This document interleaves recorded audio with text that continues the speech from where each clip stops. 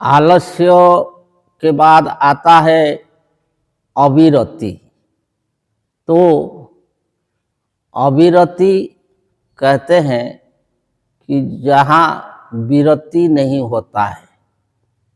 तो विरति का मतलब जो है जो रुकना, या ये जो है आसक्ति को कहते हैं रति, और आसक्ति से छूटने को कहते हैं विरति।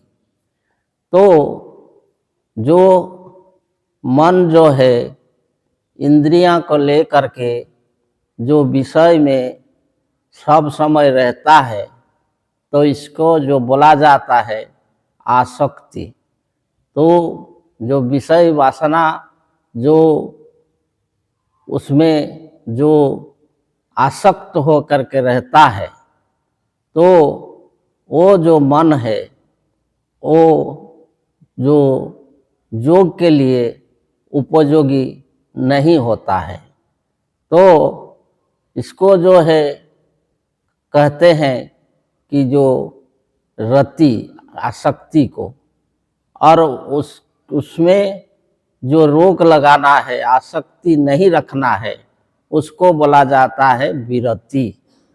तो आसक्ति रखने को बोला जाता है अविरति, आसक्ति नहीं रखने को बोला जाता है विरति।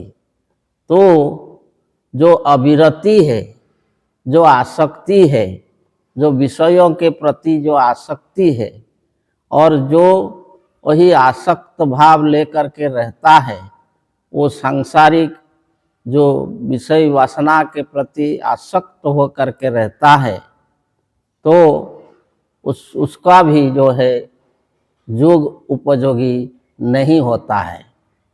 संसार जो है ये कर्म क्षेत्र है, तो उसमें सबको कर्म करना है, परंतु जो उसका तत्व को समझ करके जो आसक्त रहित हो करके कर्म करता है, तो वही जो है योग के लिए जो अधिकारी होता है।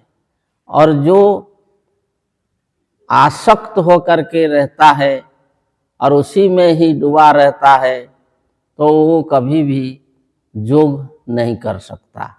तो इसलिए जो अविरति का मतलब है आसक्त रहना, आसक्ति जो विषय वासना के प्रति जो आसक्त हो करके रहना। तो ये भी है जो चित्त विक्षेप का कारण।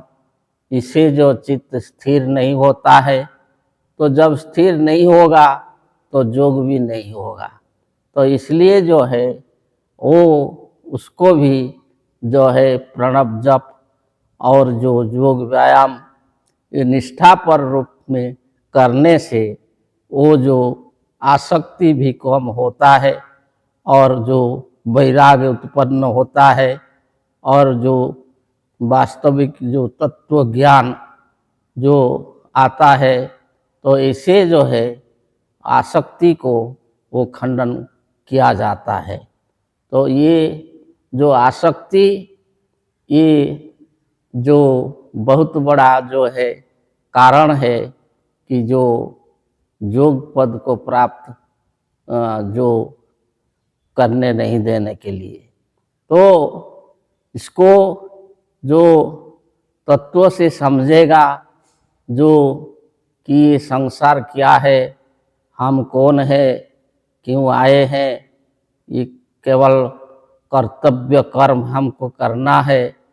और इसमें जो रूप शब्द गंध, जो रस स्पर्श, ये जो विषय है, और काम क्रोध लोभ मोह है, इसमें हमको नहीं फंसना है।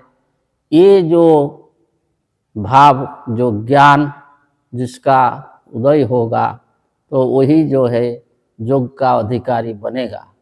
तो जो इसलिए ये जो है, जो अविरति है, ये भी चित्त विक्षेप का एक कारण है। आगे बताएंगे। जय।